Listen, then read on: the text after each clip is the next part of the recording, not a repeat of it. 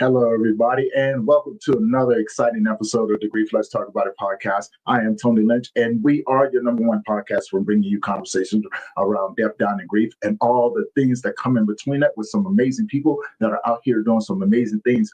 They not only walk the walk, but they talk the talk, right? And they're out here making ripples in the water and causing a difference in people's lives. And today I have another amazing guest for you guys. And of course, we're going to be talking about a really, really hot topic today. And for those of you out there struggling with ADHD, I got the man, and he's going to be over here talking about his journey and sharing some of his tools about what makes him who he is today. And so, guys, before I bring him up here, I would like to say, if this is your first time tuning in, do me a favor. Head on over to their YouTube channel, hit that subscribe button, hit that bell notification so you'll be notified every time that we drop a new episode. Now, do me a favor. If you know somebody who could benefit from these conversations that we have, share it along with them, please. You know what I'm saying? And let them know that there are people out here who's willing to walk with them and support them, and as well as help them navigate through their world. All right. Now, without further ado, one last thing before I bring them up here, guys, this is for educational purposes only, all right?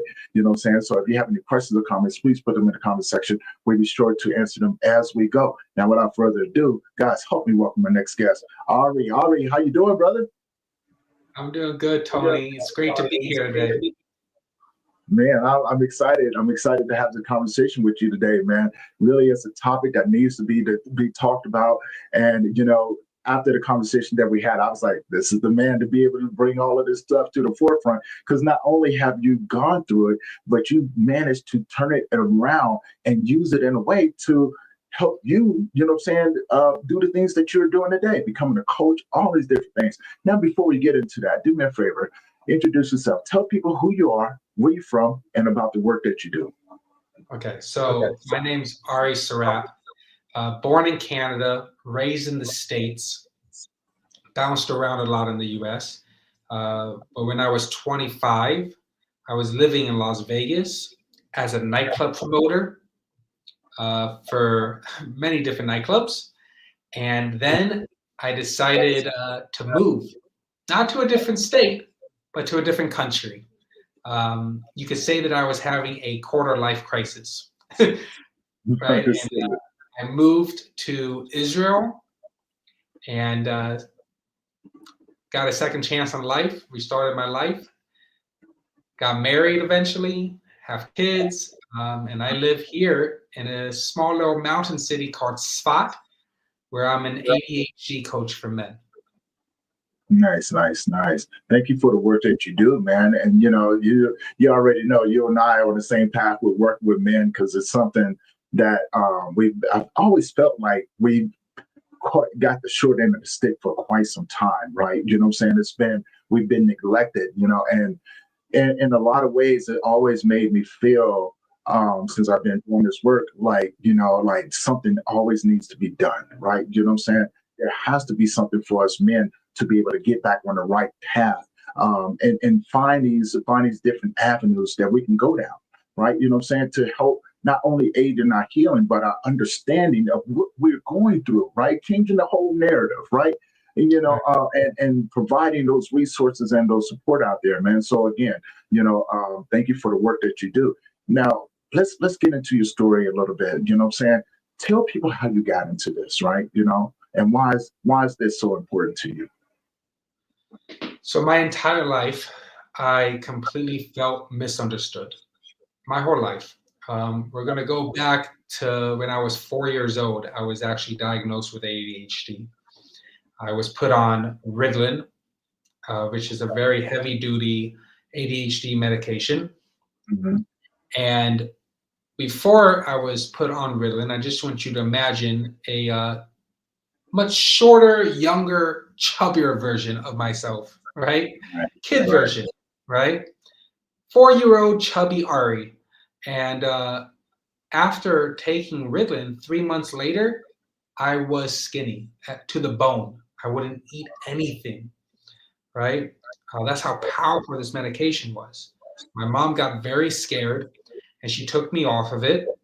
And a few months later, I was back to that chubby kid with no neck, right? The medication had such an impact on my bone structure, like it was insane, So let's we skip forward a few years. When I was 9, I was having really intense tantrum.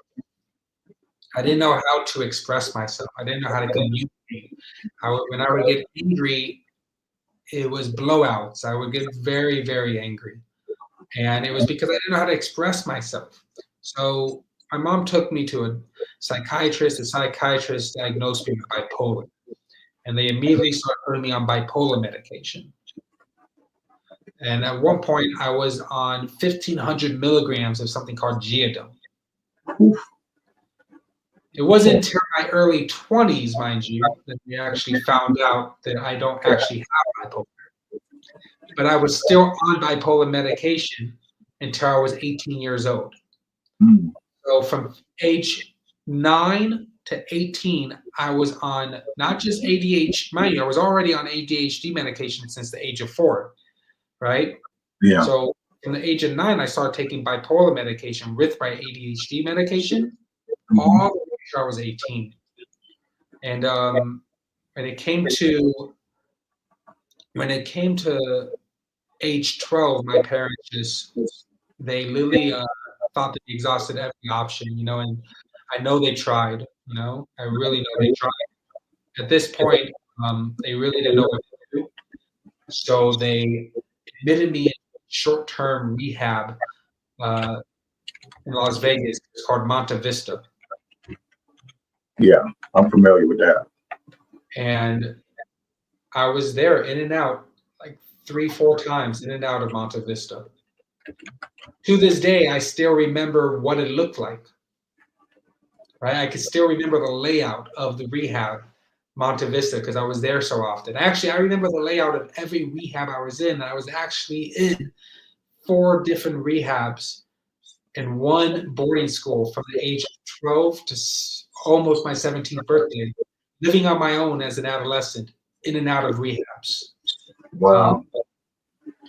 So I got my I learned about, marijuana within rehabs. I learned about, everything that your mother, your father is supposed to teach you, right?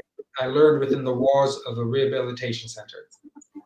And I was usually the only one in the rehabs there was there for a non-drug related issue, right? I was there because I didn't know how to express myself when it comes down to it. I was there because I would have these big tantrums and no one knew what to do with me.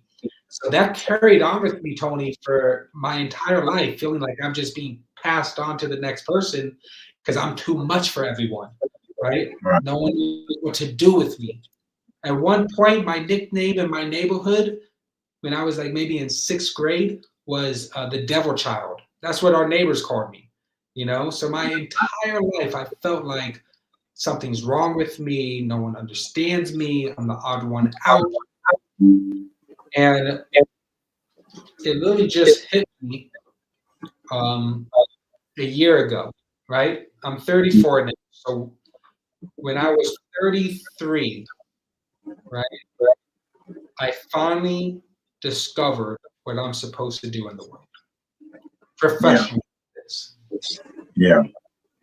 So, and that is being there for other men who struggle with ADHD and who are neurodivergent. For men who feel like no one really gets it. Yeah. Men who, you don't have to have ADHD or be neurodivergent to feel like no one understands you. But from my experience as being a man who has ADHD, this is something that I felt all the time. And the more I talk to other men who also struggle with ADHD, they feel the same thing. And, I don't have a coaching certification. I'm not a licensed therapist. I'm a man who has dealt with ADHD his entire life. I have learned the skills that have helped me. I have learned the systems that I have put into place in my own life. I'm just a real dude, man, who who's challenged with this day to day. Right. And dedicate my life to help other men who go through the same thing. I don't try to pretend to be anything that I'm not. What you see is what you get. And this is what I'm going to be remembered for, God willing, over, God willing, in the list there would be other things as well. But yeah, that's, I always say, I don't regret anything that I had to go through in life because it brought me to where I am today and doing the work that I'm doing today. Right. Very grateful. We got a comment up here from Lincoln Smith. Lincoln, thank you for tuning in, brother, and everyone, thank you for tuning in. He also says that he was diagnosed with ADHD at 5 years old, and meds were not the answer for it, right?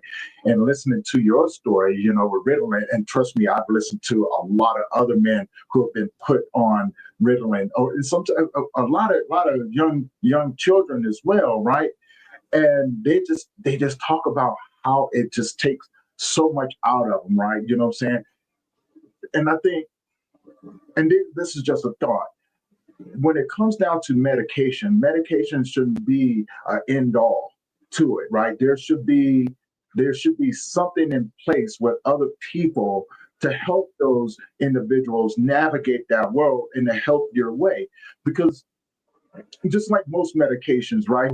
And I'm going to throw rocks at the medical field for two reasons. One, because I was a victim, or my son was a victim of their choices and things like that, and their lack of wanting to do the work to help, right?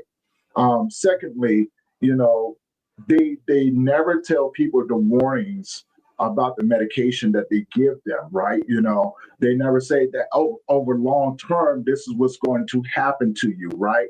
It's just that once, what we normally get is, oh yeah, if your loved one has been prescribed this medication, you may be entitled to compensation, right?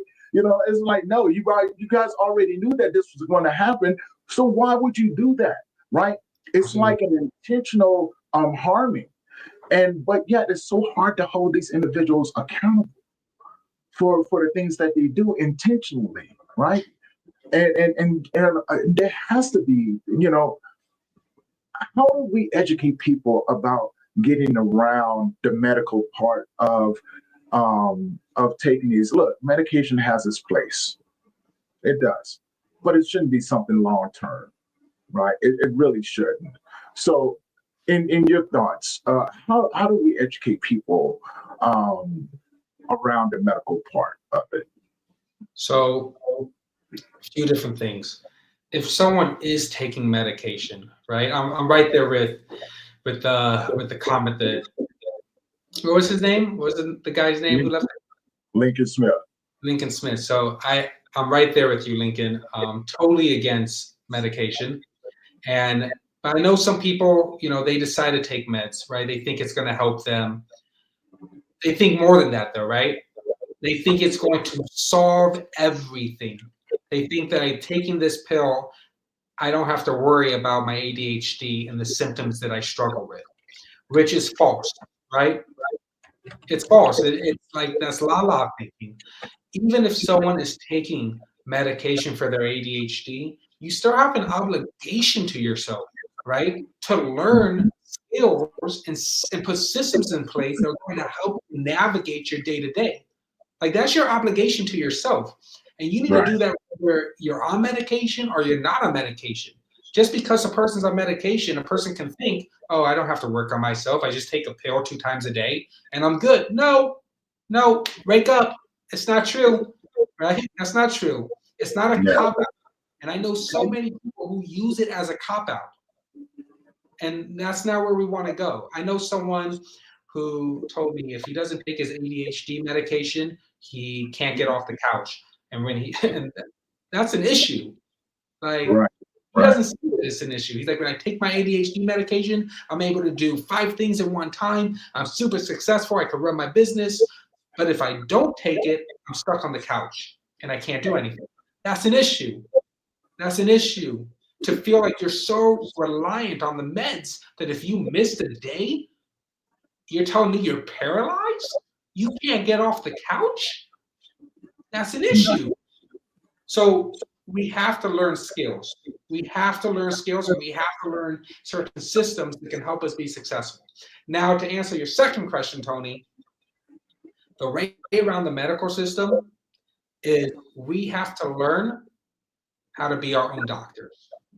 What I mean by that is the things that you struggle with, you need to become a doctor within that thing. Because unfortunately, I'm going to say it. Unfortunately, the hospitals, the doctors, the professionals, it's a business. It's a business. Yeah. Hospitals don't tell you how to prevent being sick because they want you to be sick.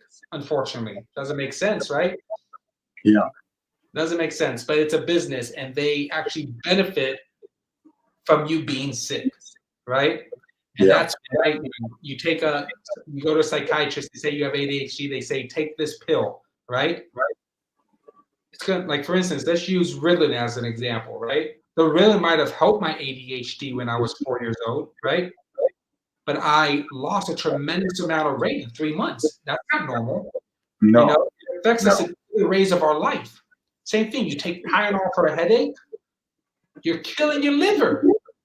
Okay, maybe your headache is going to go away, but your liver is screaming, is in pain, So it's like there are natural ways to deal with the things that we struggle with, and that's the approach that I take when I work with men who struggle with ADHD. We focus on the holistic, natural way to deal with this beautiful thing that's in disguise called ADHD, because it really is a people may not see that when they're really going through it, but when you're able to take a step back, you realize that your ADHD can actually be a superpower. And I really do believe that wholeheartedly. But you have to know how to use it, like any superhero movie you ever seen in your life, right? When he first discovers that he has this new superpower, he's trying to figure out how to use it. He doesn't know what to do. He's like flying into walls, and burning himself with this new super fire thing comes from, who knows, right? He's trying to discover how to use this superpower. That's what ADHD is. You're going to crash and burn until you learn how to utilize this gift. It really is. That's why there's so many entrepreneurs in the world who have ADHD. They learned how to utilize it correctly. So, and no doctor is going to tell you how to do that. That's going to have to come from real work that you're going to have to put in. Right. I love that. And Lincoln touched on it as well. And I've been on Lincoln for quite some time, as well as Rachel. So we got a couple people in here that has been long-time supporters of the show and everything. And they put some really good stuff into the comments. One of them I want to touch on before I go into the next one. Mindset, right? You know what I'm saying? Like, you said something about the guy who said that he can't get off the couch without taking his ADHD medicine, right? And I have to say, I agree with Lincoln when he says, like, that's not okay. That's an addiction to the medication, right? And that's addiction in its legal form, right? And so, and here's where I switch things around and go, I'm pretty sure you are the same way. Mindset is everything, right? Figuring out ways to not only, deal with what's going on in your world, but also figuring out healthier ways, coming up with a routine, right? So one of my routines is, when I get up in the morning, I go to the gym, right? That's the first thing. And when I'm in the gym, don't mess with me. That's my time to myself, right? Also use the gym as a way of clearing my mind, to get me back on track, to keep myself in check, no matter what's going on in the world. It helps me think of things in a more logical, rational way of saying, hey, I may not tell everybody everything, but it's just my way of saying, hey, I have to make some choices, right? And to be able to effectively deal with those, right? You know what I'm saying? I take vitamins, right? So I have a more holistic approach to things. So, like, I don't take a ton of vitamins. I take what my body needs, right? You know what I'm saying? But I also take them in a doses to where they're so low, it forces my body to generate its own, right? You know what I'm saying? To not become dependent on it. But also, eating right? You know what I'm saying? Knowing how foods affect your nervous system, affect the way that you think, affect the way that you function. So no processed foods, no processed sugars or anything like that. I mean, I got right now, you know what I'm saying? A lot of people don't know nothing about this, but I know you can see this right here. These are amino acids, right? So you know anything about amino acids, they're just hydration blocks for your muscles, right? So you're not constantly drying out, things like that. So, and people don't understand that that's all water right there, no sugars, no nothing, everything is natural. And so mindset is key to everything, right? You know what I'm saying? I refuse to be whooped by anything. I may have to look at life and be like, you may beat me up a little bit, but I'll be back, and so that's a lot of it. And then Rachel put in, one of the most creative people I know have ADHD, and tell them the same thing, right? You know what I'm saying? So again, people being surrounded by other individuals that are speaking the same things that you are. Now, which leads me to my next question. What was that aha moment when you decided to say, you know what, I'm going to use this as my superpower? And I love that you said that, right? Because most people may not even think about it, or even think about looking at it that way. How did you decide to say, you know what, this is a superpower, right? You know what I'm saying? I'm going to use this thing once I figure it out. So to answer that question, I got to go back a little bit, right? So in 2015, right, I moved to Israel from Las Vegas. Right, I wasn't raised religious, right? I'm Jewish, right? Both parents are Jewish. I wasn't raised in a religious household. When I told you I left, right, Las Vegas as a nightclub promoter because of quarter life crisis, I was offered a free flight to go to Israel. And to not just go to Israel to have fun, but to go there and learn in a yeshiva, right, which is a place of Jewish learning, to learn about my heritage, to learn about myself, to learn what it means to be a Jewish man. That was the beginning of me rediscovering myself. That was the beginning of me realizing that everything that I have gone through in my entire life was meant to teach me something. I didn't go through all these difficult moments in my life just because, right? There's a deep reason for it. So I took the same logic with that, and I applied that to, why do I have this thing called ADHD? And why was I put on meds since the age of 4? And why do people make me feel like I'm nothing, like I'm stupid, like I'm not good enough, like I'm too slow? Why did I have to go through all of that? And then I hopped. Sorry, I'm using Yeshivish language. Then I understood. I appreciate it, because I would ask, so what is that? Then I understood. I'm supposed to help men who went through similar struggles like myself. Men who feel like they don't have anyone in their life, men who feel like no one sees them, and they're struggling with this hidden superpower known as ADHD. They're still trying to figure out how to unlock it. And that's when I come in. And that's when I discovered, that's what I'm supposed to do. So I feel very blessed that I came, there's a rabbi who passed away over 10 years ago.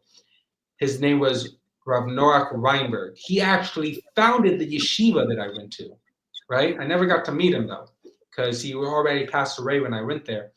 But he said in one of his speeches, he said, it's a shame that if a person lives his entire life and never gets to know himself. That stuck with me. I heard that on an audio. I never forgot that, right? And I feel very blessed that at age, 30, 33 is when I discovered I'm actually going, or I discovered earlier that I'm supposed to help people, right? But at age 33 is when I actually started, building the roots and building the foundation of my practice. So the practice is only like a year old, but thank God, when you're meant to do something, you know, it makes, God has a way of putting it in your face that this is what you're supposed to do. And he's made it very clear to me, thank God, this is what I'm supposed to do. So it's an ongoing journey. Everyone that I work with, it's I feel guided, and it's a blessing to be able to work with these men. And I look at every man that I work with, I look at them as a warrior. Right. And I really believe that when a man decides to really work on himself, you're with him in the journey, you're seeing warrior transformation happen. Like it's the craziest, coolest thing to witness in another man is when you see them developing into their true self. It's like, I would say it's cooler than seeing a shooting star, dude. It's like one of the coolest things that you can witness when you see somebody who makes real, actual growth in their life. It's like you can't even explain it. There's no words for it. It's the coolest thing, and it's the coolest thing. Humble opinion. I live for that. I love and I get to work with people, and I get to see that. So that's what keeps me going. Yeah. See, again, when you started doing that, I started getting excited too, because I'm like, I can relate to that in so many different ways, and people may not understand, but those who do and know me and things like that, they know I get excited for grief, right? It's like, that's my thing. That's who I am, right? And it took me a long time to realize, just like yourself, like it had been a part of me my whole entire life. And the crazy part about it is that it's the one thing in my world that has never left me, right?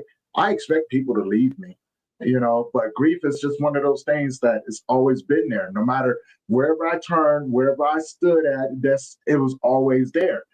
And it took me a long time to shake hands with it and go, hey, like, you and me, we joined at the hip, right? And grief is like, yeah. I said, then come sit with me and teach me what I need to do in order to be effective in this choice that I'm making, right? And beginning to work with men. It was one of those things. I love seeing men take those avenues. I love them watching them make the choice of standing in their truth and saying, I need help. Right? You know what I'm saying? And to begin to do the work, right? And the most exciting part is that I get to walk with them in their most messiest moments. I get to see who they become, through their survival mode in order to, not only heal, but get to a place to where they're going, you know what? It's not even about me anymore. It is, but it isn't. It's about everyone else that I can impact, right? And we just walk each other to our next destination as we begin to maneuver this place that we call Earth, right? And all of the different people that we're going to encounter along the way, right? And and it's like yourself. It's like every time I meet someone, it's not even a question of why am I here. I begin to actively search for those individuals. It's like Eric Thomas said this, and I kind of grabbed onto it and made it my own personal thing. It's like, no longer do I walk into a room and wonder who likes me. I walk into a room and go, who needs what I carry? Right? You know what I'm saying? I'm constantly looking around. Who needs what I carry? Right? You know what I'm saying? Because I'm obligated to you. Right? And as soon as I see that one little twinkle on your eye when you search my way, oh, I'm on my way to you.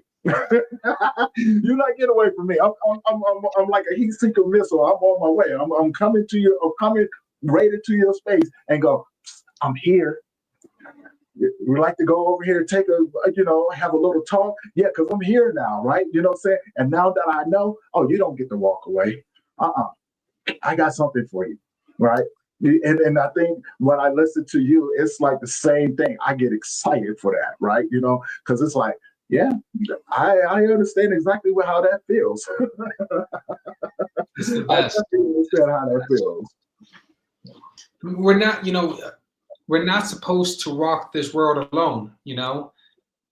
You're supposed to acquire yourself a friend. Yeah. That's, you're supposed to. You're supposed to acquire someone to help you through your darkest moments. And then through your darkest moments, you learn to one day be a light for someone else. Yeah. That's the key to it, man. We can go deeper on that too, because I've met a lot of great people along my path. A lot of people that I cherish, and I don't think they really know how much I cherish them, right? I got people that will call me up and not knowing that, hey, I'm here, you know what I'm saying? And no matter what, I'm not going anywhere, and if I have, I give, right? You know what I'm saying? But yeah, I got people that I would drop everything for, and they're probably listening right now. I'll drop everything for just to be like, hey, are you okay? Now, there are times where I have to make sacrifices because I may be going through something too, and I may be like, hey, right now I can't, right now I can't do it. And this is some mutual respect and things like that. But you're absolutely right. This life is not meant to do alone, right? You know what I'm saying? It's meant to be shared with other people, and no matter what that looks like for us, right? We're all born with these gifts, right? We're all born with these gifts, and sometimes we don't realize that they're gifts until something comes and cracks us open, right? It's like Humpty Dumpty on the wall, right? It's like Humpty Dumpty on the wall. When you fall off the wall, what is the purpose of you trying to put it all back together? What just came out of you, this new version of yourself is what you're supposed to put out there. But I get it though, right? It's like if I go out into the world with this new version of me, is anyone going to accept me, right? And I want to go back to what you said earlier about how most men feel unheard, how they feel unseen, how they often walk around feeling worthless and things like that. Which I would say 98% of men in the world walking around right now probably felt that statement and is probably stopped in their tracks like, is he talking to me? And the answer is probably yeah, right? You know what I'm saying? Because we've walked that path, feeling worthless and beat up by life and things like that. And oftentimes we don't know where to turn. So we turn to things like drugs and alcohol. We turn to things like violence and isolation. Now, look, I'm guilty of isolation. I really am, right?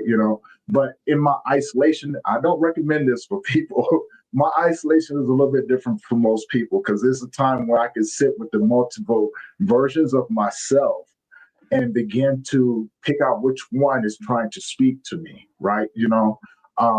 Just to listen to the knowledge that is trying to be stored to me and things like that.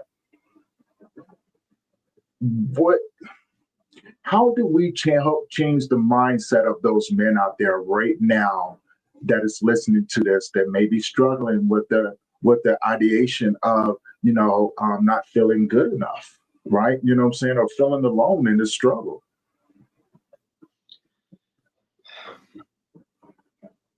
First, let's just say it's hard. It's Yes. hard, and it's okay to know that it's hard. But what's not okay is to beat yourself up. What's not okay is to beat yourself up to the point that you're in despair, where you put yourself in a big black hole and you can't get out of it. That's not okay. Yeah.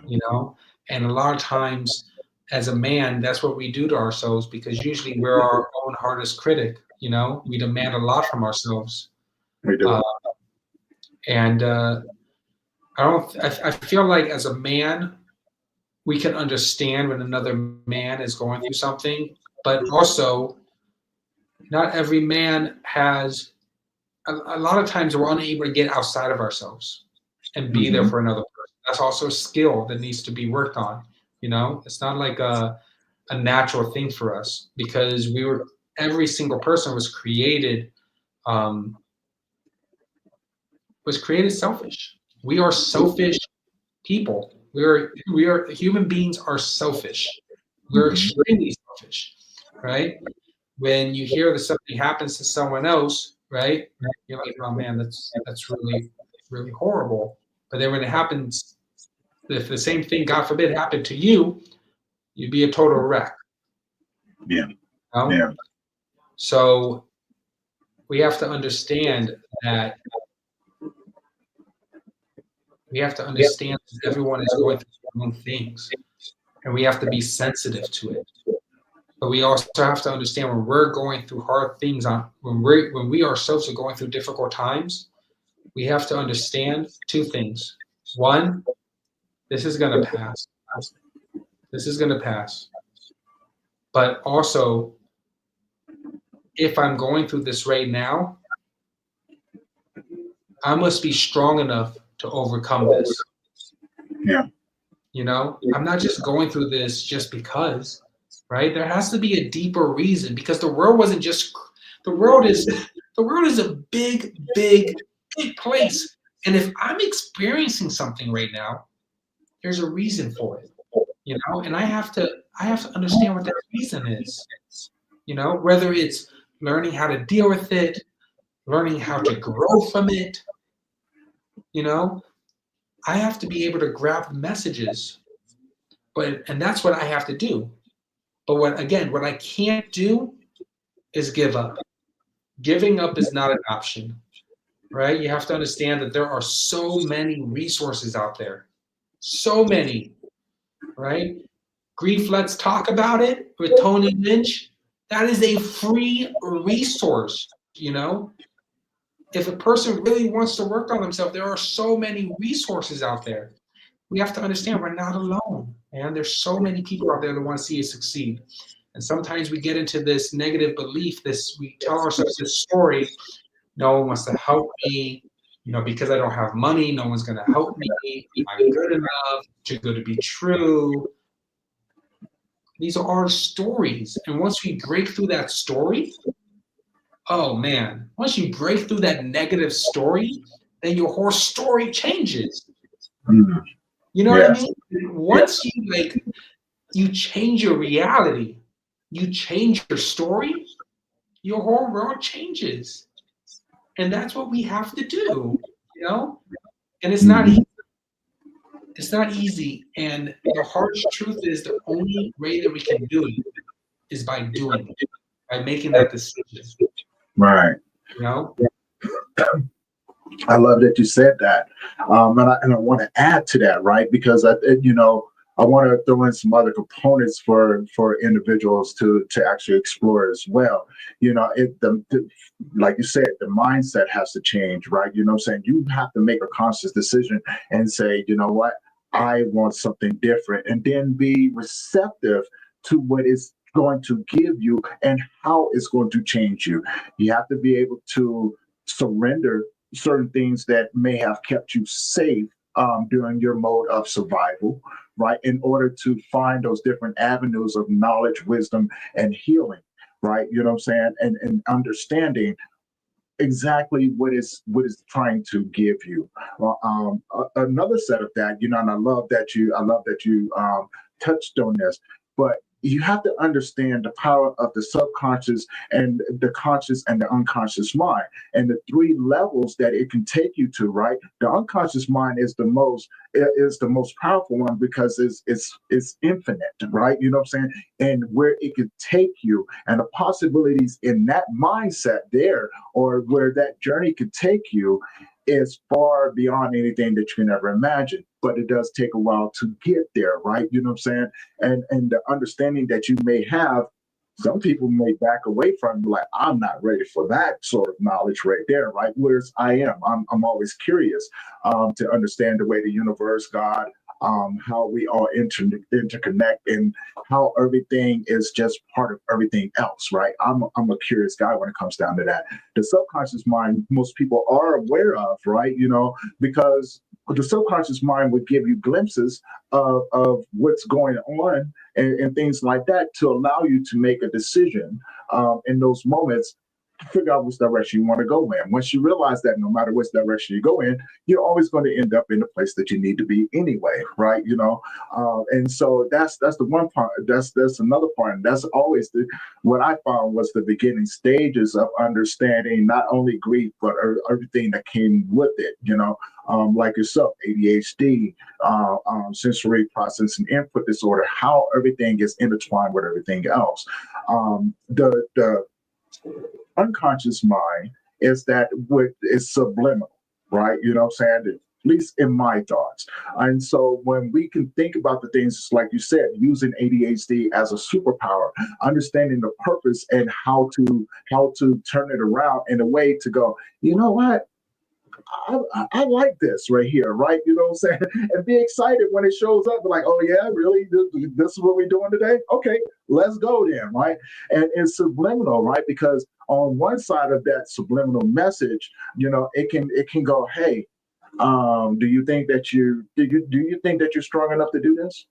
Right? You know what I'm saying? Which most people will call imposter syndrome. The other side of that is looking at that and going, yeah, I think I can do something with this right here, right? Let me write this down so I can build something with this, right? And once you realize how everything really just builds into everything else, you become effective. You become effective in what you want to do, right? But again, these are just theories, right? You know what I'm saying? These are just hypothetical things that we put out into the world, and to better understand, right? You know what I'm saying? But what are your thoughts on that? What are your thoughts? Yeah, you create what you think. Yes, yes. We are creators of our own world, our own destiny, right? I often tell people, if you're the author of your story, and you should. It goes back to like what we were talking about, what I was saying about the stories that we tell ourselves. That's what's like. One of the things I do with clients is we're reframing negative beliefs, right? Yeah. Because that story that you tell yourself dictates how you're going to live your life. Yeah. Yeah. So it's very powerful. It's like you get, like you were saying, right? The author of your own story. You are creating your story every time that you speak. The more positive things you say about yourself, the more that you're bringing that into your reality. Every time that you knock yourself down, you're telling yourself that you are those things. You're slowly killing yourself, God forbid. That's what you're doing. And a person doesn't even realize that that's what they're doing, but that's the story that they're creating. I love that. Because I tell people all the time, if you're going to write your story, make sure you write the best romance novel, but don't forget to write yourself a happy ending, right? And people often look at me like, what do you mean? I was like, you've been creating your whole story, your whole entire life, from the time that you're born up until this moment. So with everything that you've ever gone through, all the challenges, the ups and downs and things like that, it's just a romance novel. Right? You know what I'm saying? What is the principle of a romance novel? You're going to have the ups and downs. You're going to have the challenges, the heartbreaks. You're going to have the grief. You're going to have the trauma, the abuse, and sometimes the addiction. Make sure you write yourself a happy ending. You know what I'm saying? You know what I'm saying? Make sure you write yourself an ending that you can definitely be proud of, right? And write it before it even happens. That way you have an idea or have a direction to go in to put that out into the world, right? And literally see how powerful you are. I would say though, why does it have to be the ending? Well, it doesn't have to be the ending, right? And again, when I say things like that, I mean no disrespect to anyone. It's just something to look towards in the future, right? You know what I'm saying? And the ending can be can just be the ending of a chapter, right? You know what I'm saying? You still have, you can still make a sequel to that, right? You know what I'm saying? About the life that you built and what does that look like, you know what I'm saying, in those few chapters to come about. But, to end off a chapter, you might be like, you're going, you know what? In this one right here, I've managed to start 6 companies. I became a 7-figure individual. I had a family, right? I got married. I bought the house, right? I got the cars. I'm successful. So that is just something to look forward to, right? You know what I'm saying? And you might want to just finish it off with saying, all because I said yes to this. Now, what comes after that is your second book, right? You know what I'm saying? Now my kids are older, and things like that, and these are the things I've had to go through with that. So, and that's what I mean, because it's a never-ending thing, right? You know what I'm saying? And that's the beautiful part about being an author in your story. That's the beautiful part, right? Because it's filled with so many other things. You got to learn how to find the good points in your story. Right. Well, you don't want to skip parts, and what I mean by that, because had you had skipped parts already, you wouldn't be doing what you're doing now, right? You know what I'm saying? So you had to go back in, like you telling your story and things like there's somebody listening to that listened to that right there and was going, hold on, that sounds like me right now, right? And they're listening to you going, hold on, he went through the drugs, he went through the negative talk, and the beating up and people, the things that people put upon you about, making you feel not good enough and not seen and not heard and things like that. There's somebody out there right now. And so, I'm not talking about scaring those parts, but I'm saying like a person can see that and be like, we're going back to mind shifting, right? You can look at that and be like, oh man, that was such a struggle. Or you can look at it as like, you can look at it with like Ayin Tova, right? With a good eye. You can look at it with a good eye and be like, wow. Yeah. I went through that. Yeah, see, I'm glad that you picked up on that, right? Because that's what that's part of it. People have to understand it's a complete mind shift, right? It's a complete mindset about how you perceive it, but also having the courage to change how you see it, how you see it as well, right? Because sometimes we may not. Sometimes you can't see or receive the message until you're ready to unpack it, right? You know what I'm saying? And I got into a phrase of telling people this whenever they're going through something. I said, "So did you receive the message?" Right? Because I can listen to it and go, "Did you receive the message though? I understand what you're going through, but did you not? Did you hear what it was trying to give you?" Right? And sometimes it takes that awareness from someone else to turn around and go, "I didn't even look at it that way." I know it's real hard to see the picture when you're inside of it, right? You know what I'm saying? Step outside of it. Let's look at the whole complete thing, right? And see what pieces need to be shaved down to fit in these other different areas. Because the only thing you're doing is just shaving off a difficult mindset, right? And you're simplifying it, right? And turning it around to use it as your super, as David Goggins said, you're using it as power pellets. You're using it as power pellets like Pac-Man. You remember the game Pac-Man, right? These are your power pellets right here. So you're just using it as power pellets because it doesn't control you, right? Why do these things have to live rent-free in your head if they serve you no purpose? Is my thoughts behind it, right? They don't control you. You control it. Sometimes people get into this victim mindset, though, and this happens a lot with men who have ADHD, where something happens and they're like, oh, I need to make a change. I need to make a change, and they're just drawing out this like struggle that they're going through, right? Mm-hmm. It's kind of like they're just like listening to themselves, just like go through everything that they're going through, and unfortunately, I know my handful of men who are like this, that it's just like they just want someone to hear everything that they're going through. And they're going to say things like, I'm going to work on myself and I'm going to make a change. But I think it's a misconception to think that most people in the world actually are growing people. Yeah. I think that it's one of the hardest things in the world to do. To grow, to realize that there's something that you struggle with and you need to overcome it and grow from it is exhausting. And it's hard. It's really hard, So most people don't want to put in that work. Most people just want to stay where they are. You know, Very true. to make that decision that you want to like flip a page and be something new for yourself, it's not easy. Not easy at all. Do you think a lot of that can be contributed to the unknown, right? You know what I'm saying?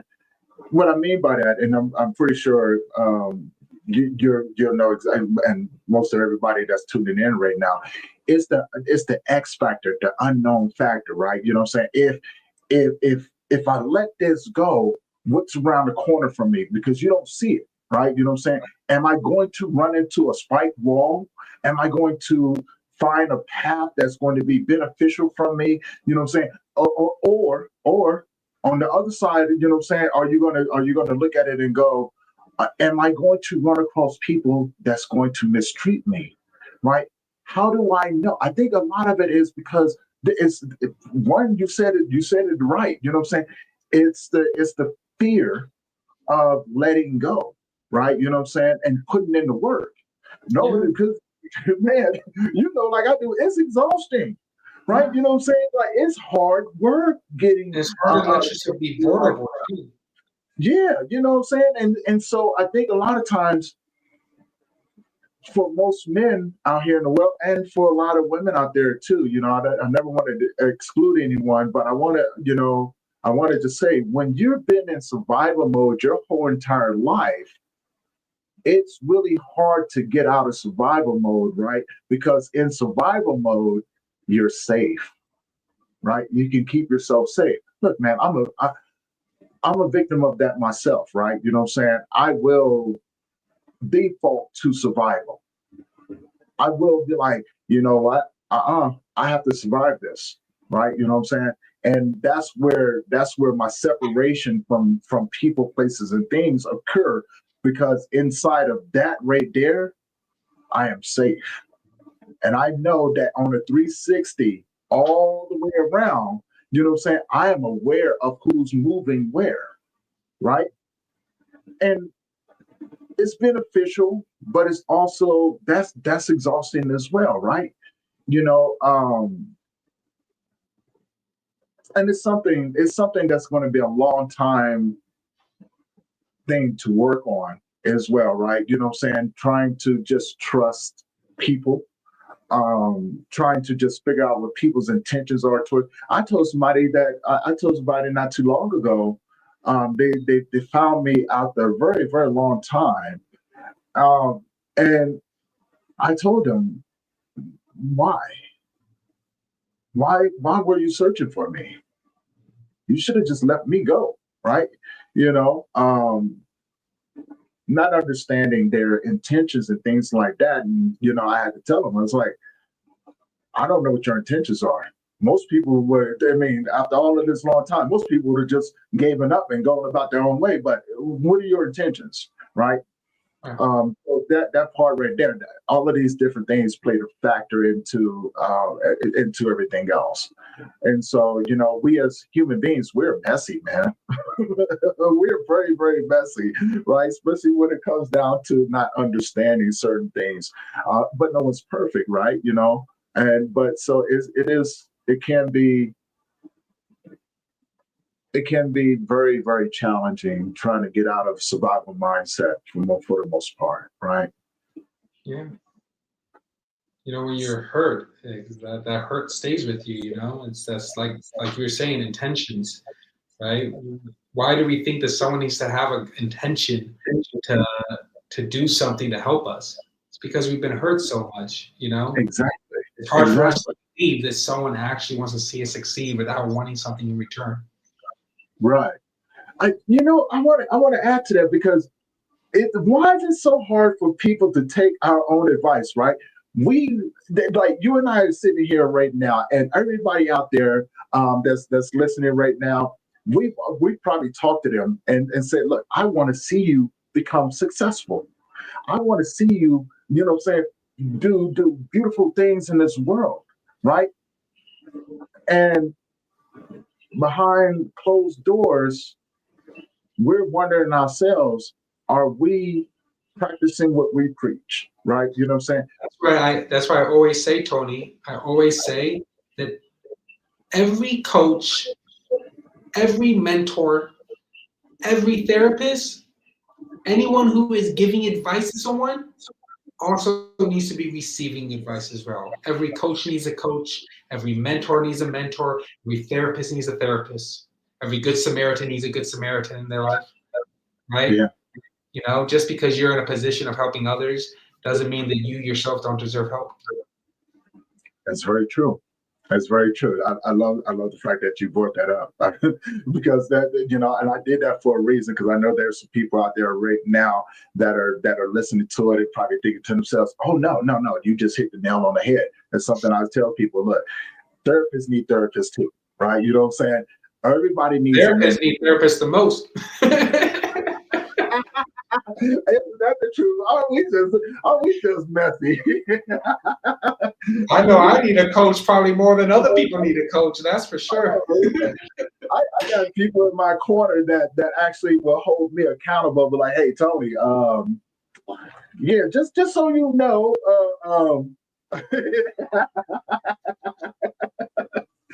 see, Rachel put it up there. Every Tony needs a Tony too, even though he is one of a kind. LOL. Thank you, Rachel. But you know, it is very true, man. It's not natural to walk through this place alone, right? You know, it really isn't. I used to think that was the best way to do it, right? You know, especially dealing with life in general, with grief and trauma, addiction, mental health, depression, anxiety. You know, I always felt comfortable alone, right? You know what I'm saying? It just made it, and for me, and again, this is not for everyone. For me, it was easier for me to maneuver, right? You know what I'm saying? It was easier for me to go from place to place. And I realize now that that was necessary, right? You know what I'm saying? Because the things that I had to learn, the things that I had to endure, I had to learn how to fight life back, right? You know what I'm saying? And sometimes the only way that you learn how to fight life back is that sometimes you got to go out there not knowing where life is going to be punching you in the mouth at, right? You know, until you can learn how, you know, let life knock you down so you can learn how to get back up. You know what I'm saying? And whatever that looks like, to be able to look at that and go, all right, let's take another step, right? It's the courage of those individuals out there dealing with the things that they don't talk about. There was a quote that was said, and I want to share this with people that may be thinking that it's okay not to talk about what you're going through. And this is a wish for everything. And hopefully you could take this and make a decision and get some, find somebody to help you out. I really hope that you heal from the things that you don't talk about, right? And hopefully that can encourage people to go out there and say, you know what, in order for me to heal, I do need to talk about it. And things like that. Those men like you, like ourselves, like yourself, right? You know what I'm saying? Which, you know, again, I consider people like yourself a huge inspiration in my world, because y'all give me the courage to go out there and go, I saw what Ari was doing, you know what I'm saying? And I want to go out there because you've given me the inspiration to go out here and explore something different, right? To add to my tool belt, you know what I'm saying? But also to make sure that I'm giving respect to those individuals. Be like, man, you don't understand. Like, I don't hold a candle to Ari when it comes down to this. He got his lane. I'm not stepping over there. You know. You know, and for me, it's just paying homage to those who have stepped into this world and said, you know what, this is who I am. Take it or leave it. Right. So I'm opening up the doors for you to talk about that, and then before we wrap it up, because I know it's probably getting late where you are right now, right? Yeah. And my daughter took a nap at 4:30 p.m. So who knows what my wife is getting right now. I don't know what babysitter allows a 3-year-old to take a nap at 4:30 p.m., but it happened. Sometimes kids just have to make that. Hey, sometimes kids have their own schedule. We don't get to control that. We try to, though. We too. And then we find out that they have more control over us than we do over them. You gotta let go. You sometimes just gotta let go and play with the cards that were given to you. Yeah. So my next question would be, man, because I know you got to run to go be with your family and things like that. And I definitely want to say thank you for taking the time to have this conversation with us. I can't wait to have even more with you. I can't wait to see what you do because I'm going to be following you and it's supporting you every step of the way. Anybody knows me knows that that's what I do, right? How can people find you, Ari? You can find me, best way to find me is on Facebook. If you type in Ari Serap on Facebook, I'm the only Ari Serap with a big beard. You can't miss me. My wife is standing next to me. And that's the best way to reach out to me. Find me on Facebook, send me a message. And yeah, you can take it from there. You can also follow me on Facebook. I make content every single day as a free resource for people to encourage them and to bring them up and to give them some knowledge on navigating this beautiful superpower, like I like to call it, known as ADHD. I love that. I love that. One last question for you. If you had a superpower, what would it be? If I had a superpower, what would it be? I would say super strength. And I would say super strength because I think physical strength can sometimes be a reminder of our emotional and mental strength. Mm-hmm. You know, maybe I'll just have the superpower of having mental and emotional strength. You know, hey, it's all part of it. It's definitely all part of it. You know, yeah. Any closing thoughts before we wrap up? Yeah, you know what? I'll say this, and it's a quote that I say quite often. It's one of my favorite quotes. It's from it's from a rabbi from the late 1700s to the early 1800s. His name was Rabbi Nachman of Breslov. He was from a town in Ukraine called Breslov. And he once said that if a person can believe that they can be broken, they can believe that they can be fixed. Mm. So this is a quote that I walk with every single day because only God knows how many times I have felt like giving up and feeling broken and feeling like something's wrong with me. And you don't forget that. You don't forget your hard times. Very true. But with that being said, you walk with it, you hone it, you own it, and you realize that even though I've gone through really difficult times in my life and they've almost completely destroyed me, I'm going to find the beautiful things about myself, and I'm going to let it light me up. I'm going to let it light a fire inside of me, and I'm going to focus on those points, and I'm going to allow that be the focus of me being the best person I could be. And that's going to help me fix myself, you know, to be the best version of myself, to be the realest, truest version of myself, and not allow myself to be in that broken mindset. I love that. I definitely love that. Well, Ari, I want to say thank you for coming on and having this conversation with me and sharing your knowledge with the audience and anybody else out there that's paying attention. And as always, guys, if this is your first time tuning in, do me a favor. If you think that I'm worth it, head on over to their YouTube channel. Hit the subscribe button, hit that bell notification so you'll be notified that we every time that we drop a new episode. And go back and check it out. Like, we got so many amazing people up here that you guys can reach out to find support. And Ari's in there, right? So go check him out on Facebook, follow him.